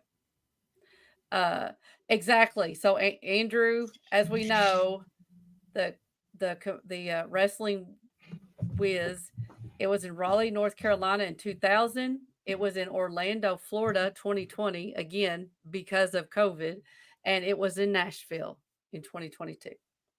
He is the Wiz, and no one beats him. No one beats him. That's right. That is correct. Yeah. 1990 SummerSlam was in the Spectrum in Philadelphia. It's really interesting how like it's just right in that little coastal area. Very, very rare. There's a couple times it was in Phoenix, maybe once in Nevada, but You would think there'd be one in stays. Baltimore. Didn't they do SummerSlam over in England? At Wembley? How about we go to the next question and then you Oh. can answer. Does Washington D.C. Now Washington D.C. does not qualify as the South. But since this it's just not- goes to show you that I don't read these ahead of time. I would Okay. not have qualified Washington, D.C. as the South. Okay. I don't know. How many times has SummerSlam been held outside of the USA? 1, Ooh. 2, 3, 4. Well, obviously, there's the 1992 Summer Slam where the greatest wrestler of all time uh, gave up his Shawn Michaels won. Intercontinental belt. Oh, That's one. So, was there any more? I think one. I think one. It was actually 3. Really? Oh, there was something in like Toronto or something, wasn't there? It was 2 of them have been in Toronto. So again, as you said, London in 1992. I don't They think went- of Canada as outside of the country. Especially Toronto. It's like a 2-hour drive from Right. Buffalo. Well, like I said, held outside of the USA. They do not qualify as being All right. inside. But they had it was held in Toronto in 2004 and then again in 2019. So that is not my question. No. I was gonna say. Uh-oh. How many Come on, times Efren. how many times has SummerSlam been held at the Staples Center in Los In Angeles? South Los Angeles. Yes, this is where you want to call Just your South. choices. Just your choices are more than I would have originally guessed. I know. I can't believe there's been at least 6 Summer Slams at the Staples Center. Yeah. Yeah. I'm gonna That's go 6. insane. I 6, wouldn't even 7, think that- 8, or 9. How old is that building? Like 20 years old? No, it's older than that. I know because I think of that it replaced the Forum, and they couldn't have been there that long, but I guess they have because I'm old. Huh. I got to say 6. If it's more than that, then that's insane. Dave, what do you say? I said 6. All right. I said You all- 6. You are correct. And what's really interesting about that is that it was 6 years in a row. From 2009 to 2014, SummerSlam was held at the Staples Center. That's why. Okay. I was going to say, And how they... then they pivoted and they did like 5 times at the Barclays Center in New York. So it's just really so I thought that was a weird. Yeah, because that was I think it almost was like 4 a times. that was almost like a forever home for it there for a while because they were doing the whole weekend. Mhm. So yeah, 2009 to 2014, SummerSlam was held in the Staples Center. Okay. All right, now next questions we have are fill in the blank. All years that I was not watching. That's probably why I don't remember all that. Yeah, really. Only one SummerSlam has not been held during the month of August. Ooh, What year was SummerSlam held in July? yeah. You're not going to give us choices? No, this is fill in the blank. This is some BS. Yeah. I wanted some choices on this one. I cannot wait to tell you what it is. What was the first Justin. year they did SummerSlam? Like 88. Macho Man and Zeus, right? Against Hogan. No, that No. wasn't the first. I'm going one. with That Gerard. was It the was last second year. one, I think. Second Still, one. 2023. Only one has not been held. No, 2 years ago, 2022. 2022 in Nashville. Because it was the same weekend as Ric Flair's last match. Okay. Didn't you attend that one, Justin? I did. I did. Let's go with that one. Dave, that is correct. 2022. It was July 30th, 2022 is when SummerSlam was held in Yeah. Nashville. But that's pretty impressive. All the other ones have been in August. And I'm not really even for sure exactly why that one. I mean, it was the 30th. It wasn't like it was, July 10th that they did it. But all the other ones, and I think there's been 30, let's see here, 36 of them. And they've all been in August, except for that one. That was so funny. All right. Oh, the bonus I didn't was remember because I was getting ready. where was that SummerSlam held? And so You We can go got ahead that. and do the next one, and we It was already in know that that's crappy Nashville. stadium in Nashville. The Villa the Nash, Oh, where I got some Nashville hot chicken, and after I ate about half of one piece, I told her, could she get me a box? And I took it to my car and finished eating it where I could wipe my head with a towel. And I felt embarrassed to eat it in public. that's so funny. The only thing I hate about them tearing that stadium down to build a new one is because I was hoping it was going to burn down. Oh, Hmm. hey, they're going to build it though, so Nashville can host WrestleMania Good for in them. 2027. It's already been They're gonna inked. are they putting a roof on it? I do not know. I do not know. If it's not domed in, I'm never going to it. Why? Because they screwed me on the George Strait concert. Oh, They made George leave after 12 songs oh, because Taylor Swift made them stay till 3:00 in the morning. They weren't going to do that again. oh. Well, shouldn't your problem be with Taylor Swift and not? No, it's Nissan Stadium that pulled the plug on it. I have a problem with them. Okay. Well, when I talk to him this weekend, I'll make sure that I relay that. Yeah, do that. I That was will. also the weekend I met Bret Hart for the first and only time. That was a fun weekend. It was, and I'm telling Dave you, got to do his little thing at the end. heck yeah. If any of our friends out there ever go to a wrestling event, you need to do the Sweet Life with FFP. That is the way to go. The bathroom is right there. They have food. It's air conditioned. Great time with your Other friends. than there may be a Perfect. spotlight in your eyes the entire time.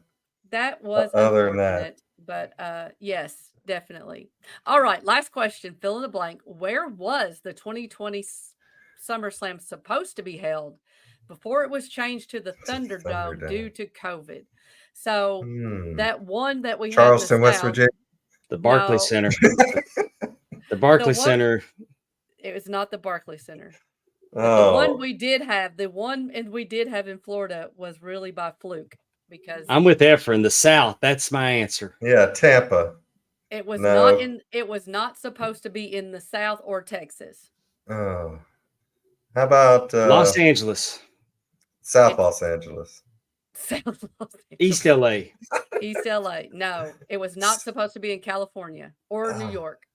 Vegas. No. I feel like Oklahoma City. Minneapolis. I will say Booger Hollow, Arkansas. yes. Booger Efren's Hollow right. had Southeast LA. it. Southeast. Actually, there is somebody right in the chat. Oh, Boston. It was supposed to be in Boston. At It was the supposed TD to be in Garden. Boston. Boston. Hell. And they had to pull the plug because that darn COVID. Yeah. Next year, it's at Waterloo, Iowa, during the In the George cornfield. Thragos The Field of Dreams. New Thez Wrestling Hall of Fame. I thought that was kind of fun. I like doing that. So hopefully you all enjoyed it and maybe learned a little bit. And Learned a little bit about the slamming of the summer that's right. and where they took place. Well, we And just that immediately wanted to crawl Amy's ass about her about her just making us fill in the blank. And and then I realized that one I should have came to me quicker. Yes, that's right. my favorite is the fact that Justin's like, let me see. I And don't I'm remember when the hell I went to that 2 years ago. I'm like, we were literally there, Justin. You don't remember we were there. I don't know what day it is right now. That's probably true. I don't know if I would have remembered it. It Well, did help that it was Ric Flair's. It was all of that was all at the same time. But Gerard says Fenway Park needs a SummerSlam. I don't know, Gerard. I don't think they could sell enough tickets there. It's pretty small.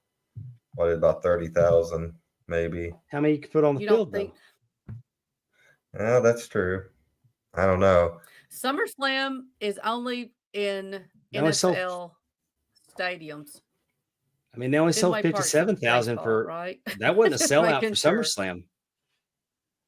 Yeah, that's true. You don't think so? No. But I want to tell you, 38,000 in the How many stands, can that Gerard stand says. hold? yeah, you could probably get another 10,000 on the field. It would be cool having fans up on top of the Green Monster during that. Well, as I mentioned earlier, I don't like the Intercontinental title. I think it's hot garbage. It needs to be repaired. It needs to be replaced. Yes. And if WWE, you're listening, may I recommend to you that you go to Big Time Belts. Big Time Belts, Facebook.com. Join the group. High quality, low prices. This beautiful custom North American in the spirit of the good Intercontinental title was made by Big Time Belts. The HCM American champion went to Big Time Belts. Look at that beautiful red leather. Got that tip on the end. Those American flags waving. The Arkansas Wrestling Association's open weight champion struts his ass around Arkansas with a Big Time belt. Again, we got that red leather. Look at the paint. Look how that belt pops with the white backgrounds. I love it. I love it. I love it. And you can love it too if you go to Big Time Belts.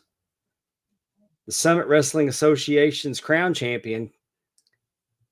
He's parading around the ring with a Big Time belt. Russell Chew, the Hair Guru King. We looked him up, didn't we? Last time? He's living large. He's living large in Louisiana. Heck with yeah. a belt from Big Time Belts. The custom work. Look at that custom art on there. It's so good. Tim Robinson's Junior Heavyweight Championship, AMW Junior Heavyweight Championship, came from Big Time Belts. All of Tim's belt dreams are coming true over at Big Time Belts. He got his world belt. He got his pretty belt there, Tim. He got his world belt. He got his junior heavyweight belt. He got his tag belt, and I cannot wait to see what he comes up with on the women's belt. When is that going to be ready, Tim? You have to tell us when are you expecting your women's belt? The countdown is on. The countdown is on. September 7th. This couple's going to get married. I like how on one of them it's Mr. and Mrs., and then on the other one it's Mrs. and Mr. So if you're getting married, getting engaged, getting divorced, we can make you a divorce belt. Pass it around to your friends who all get no. She got the house. She got the house, and I got happiness in this belt from Big Time Belts. Tim says there's the AMW Tag Team Champion. Look at that. That is a beautiful, beautiful belt. And if you'd like a beautiful, beautiful belt too, go to Facebook.com. Join the Big Time Belts group. Reach out to Muhammad Zubair. Tell him your belt dreams. He'll make them come true with high quality, low prices. And we want to thank Big Time Belts for sponsoring our show. Definitely. Did you get to see, very nice. Dave, we talked about last week. Did you get to see the Pete Rose documentary yet? I did not. Okay. I watched Batman the Cape Crusader this week. And then I watched and I've been watching the Olympics. Well, how could you Tip's been how could you take your eyes off the pole vault there? Well, Tip's been watching the Olympics, and if I want to be around Tip, then I got to watch the Olympics too. It's really good. I mean, I've thoroughly enjoyed the Olympics. I've learned some things that I didn't, like I said, that speed climbing this morning. That was, I mean, I think I was a few minutes late to work because I was like, oh, I watched that too long this morning because I was just mesmerized by it. But yeah, that's worth a belt. Whatever. I can get behind that. You can pick your reason, top 10 of why you want a belt. I think it'll be cool. Definitely. What's been your favorite thing watching of the Olympics? The number one reason you should have a belt is because Pondwater has 76 of them, and he just looks so damn happy all the time.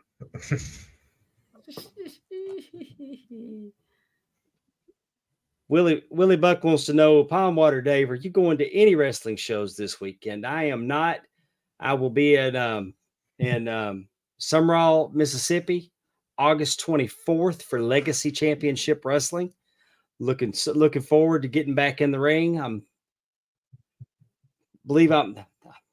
still not cleared, but I'm working. So if I can sling potato chips, I can get in the ring. I may. It's an old school wrestling promotion, so I may be doing my best Bronco Lubitsch. counting it from the top rope, just got your hand on the rope, being like 1, 2. Yeah, I'm gonna do the foot tap. What are you talking about?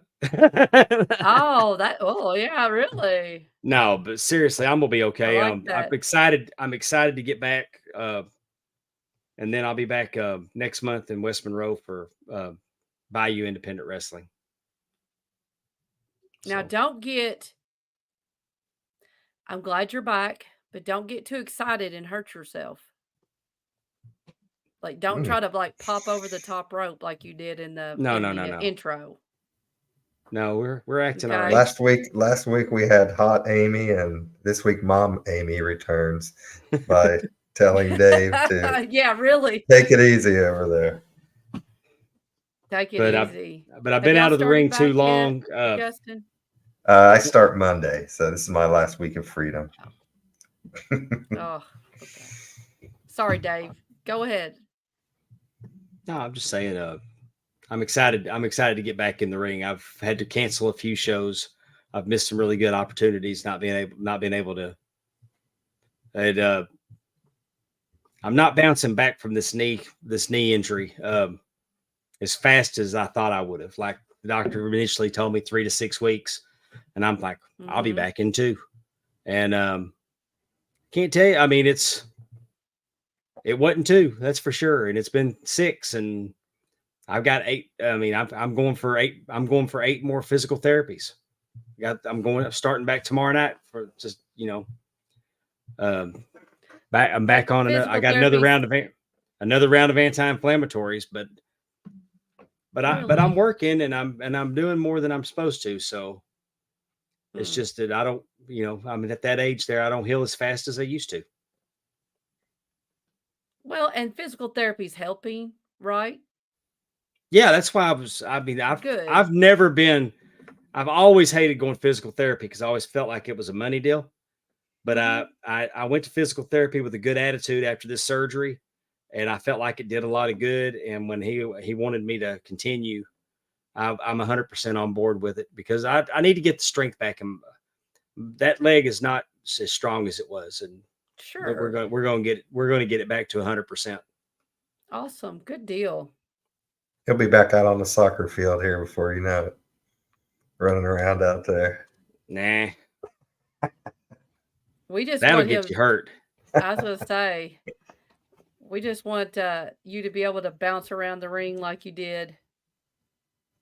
Gerard's right. Ah. Being in the ring has a strange way of curing that what ails you. That adrenaline, that you don't feel anything when the adrenaline's flowing. Oh, I'm sure. It's always the ride home when it wears off. Yeah. Kind of thinking, oh, maybe a little bit too much. Well, we're excited about that day. Or Tim wants to know about the dates for West Monroe because he thinks he can come. Did you see that, Dave? I did. Oh, you did? Okay. Y'all talk for a minute and I'll find out for him. All righty. So I have actually, my son Aaron starts school on Thursday. So our schools are all very much getting ready, geared up. PD's already done, professional development's already done. Now everybody's trying to get their rooms ready and all that good stuff. And I ran around today doing training to staff. So I've got a busy next couple of weeks. And then Aaron starts playing football. There's going to be some days where you all are not going to see me on the Pondwater Dave show. I'm going to be cheering on number 55 in September. So Well, we'll just have to see how that goes. I need to cheer on my granddaughter, so we may be we may be bouncing the show around a little bit. What is But she? we're Basketball, but softball. What is she doing? softball and soccer. Soccer. She's still. I mean, But soccer's still going on. Is what I basketball's coming mean. too. Yeah, I thought she was a multi-sport But to child. answer Tim's question, Saturday, September 14th at the West Monroe Convention Center, Bayou Independent Wrestling returns with a Southern title match. Bam Bam Malone is defending against the former champion, who's finally getting his rematch, Angel Camacho, Puerto Rican Ooh. juggernaut. And our former guest, Cassandra Golden, will be defending her women's title against Ray Lynn. And Ray Lynn from WoW Wrestling. I feel like I've heard that name. She wrestles. Braylon. I'm trying to think what she wrestles as on WoW.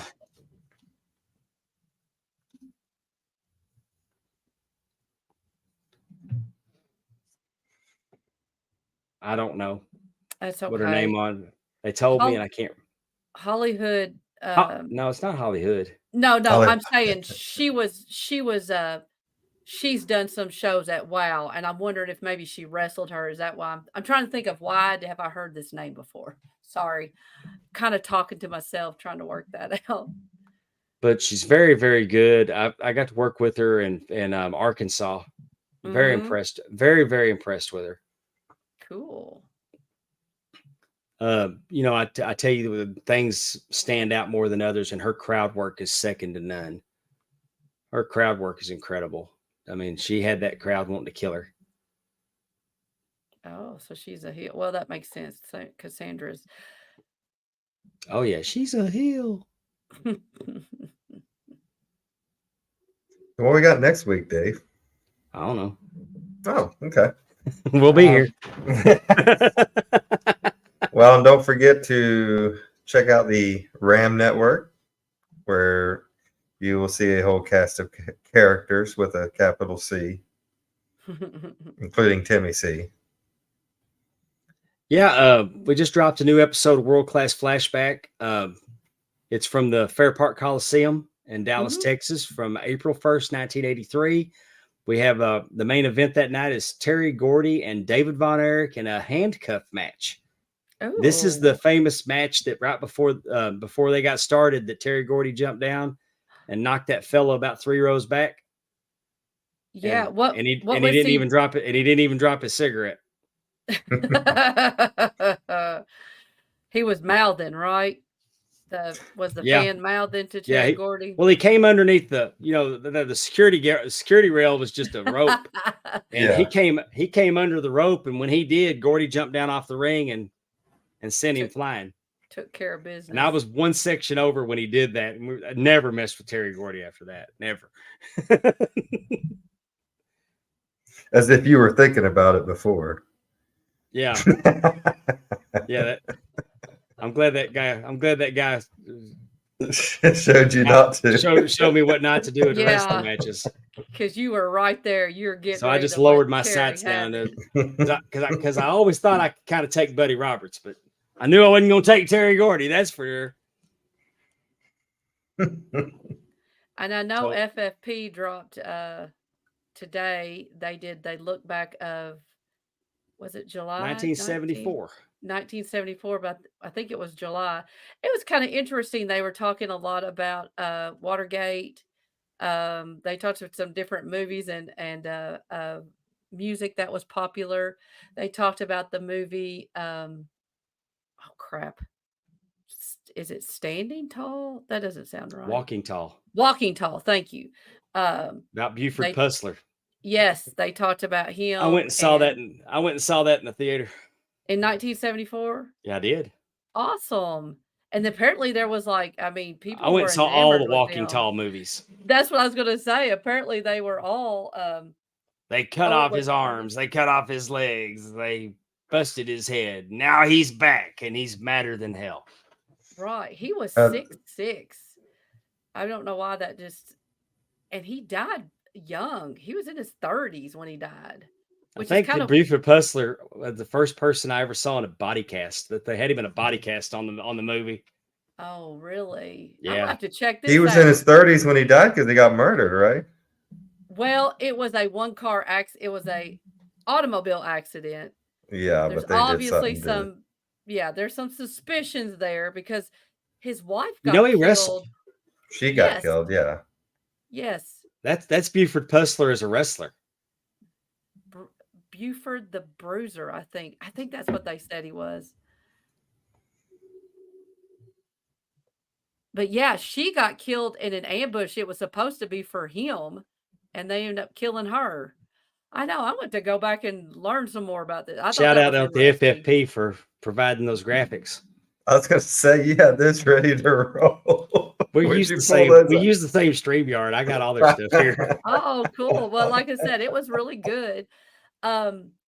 I've learned a lot. TNA Top 10, they did their top listings, rankings for the ACC, and I learned a lot about that. Yeah, I don't know a the whole minor lot. leagues, the minor leagues of college football.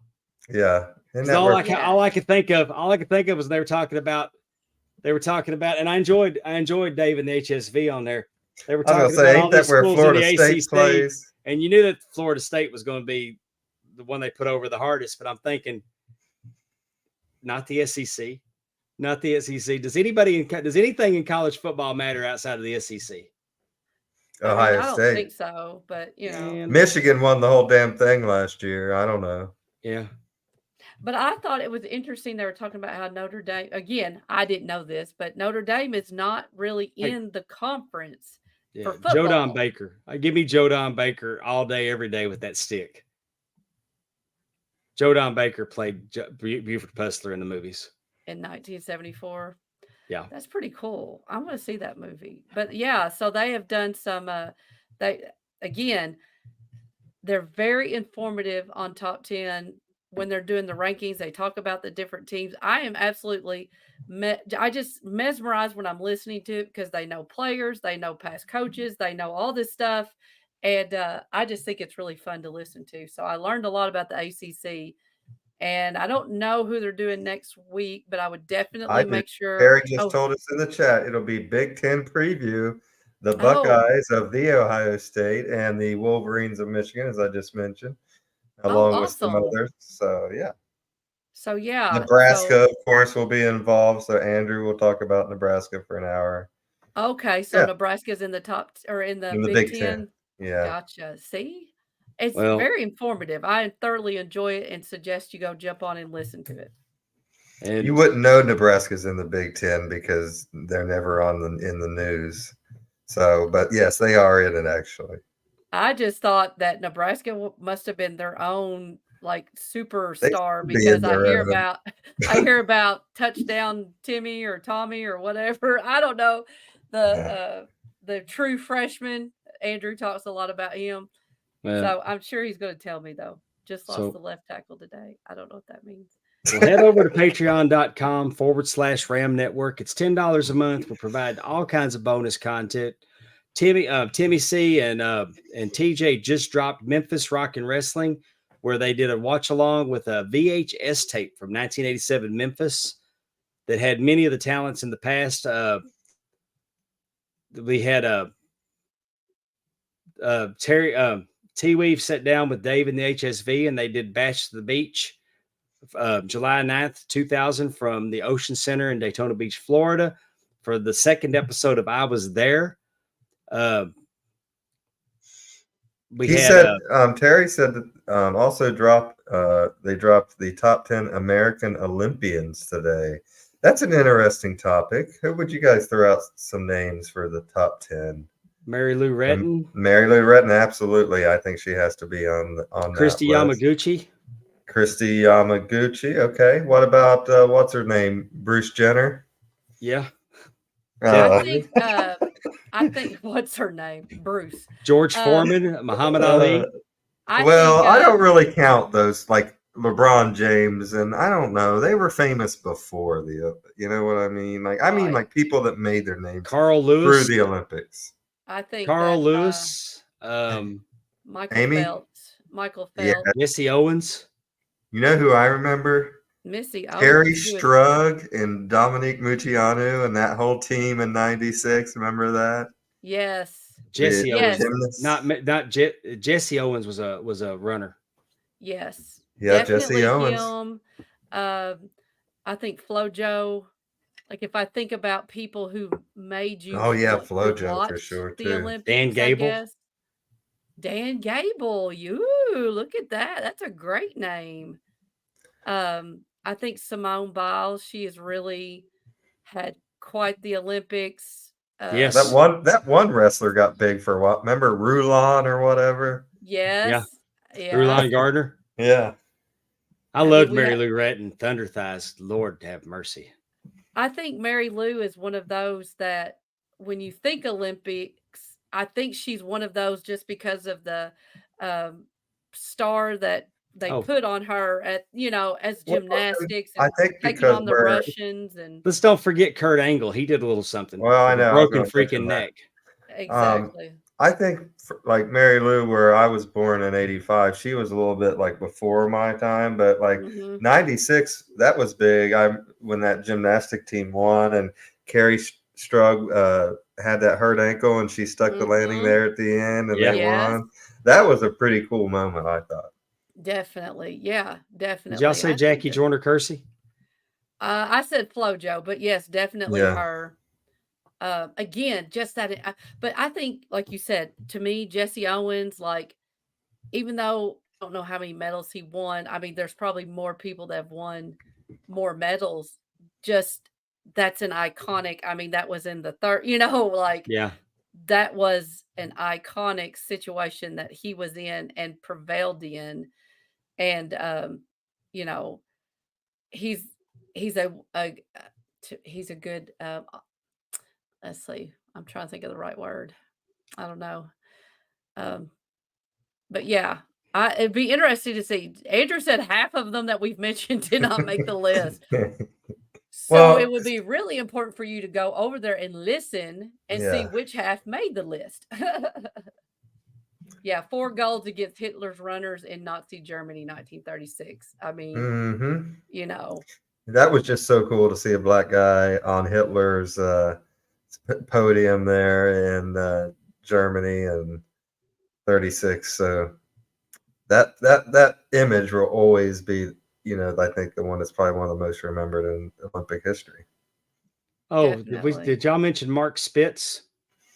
Mark No. Spitz and Greg Louganis. Yeah. Yeah, Greg Louganis. I mean, again, that was pretty. Uh, he's the one that did he hit his head at the Yes, he Olympics? did. Okay, I couldn't remember. I figured it would make sense if it was at the Olympics, but yeah. And Spitz, he was a swimmer, right? Yes, he was. That's what I thought.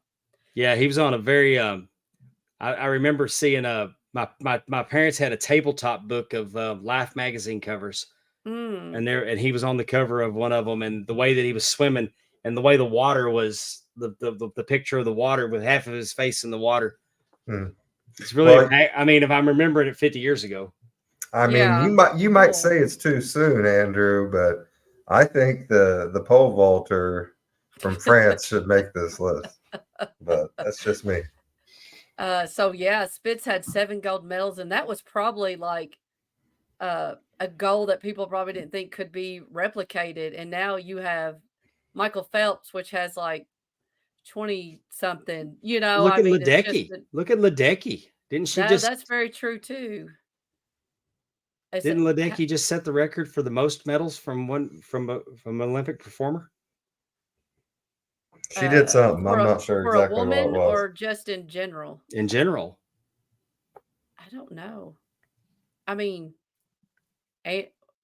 go to TNA Top 10 and TNA listen, Top 10, and they'll figure it all out for you. and they'll tell you everything you need to know, and We then are come not back the and tell Olympic us. headquarters here, that's for No. sure. 4 times 800-meter winner. That's Ledecky. So she's Okay. won that event 4 times, which is very impressive. Yes. Oh yeah, they're the volleyball people. Carrie Walsh and Misty May. Willie Buck's talking about. They play beach volleyball, right? Big fan I of wonder. big fan of beach volleyball. I Yeah. bet you are. And I am a big fan of men's diving. I bet. I can only. And I pole can vaulting imagine. now. All And Be a big fan of taking us home. right. pole Well, thank vaulting you all. now. Thank you all for joining us in the chat like you do each week. We really appreciate it. So we will see you next week for the First Lady of the Arn Anderson Fan Club, Miss Amy Vaughn, and for the Great Pondwater Day. My name is Justin Davis saying please take care of yourself and each other. So long, everyone. Bye bye. Good night.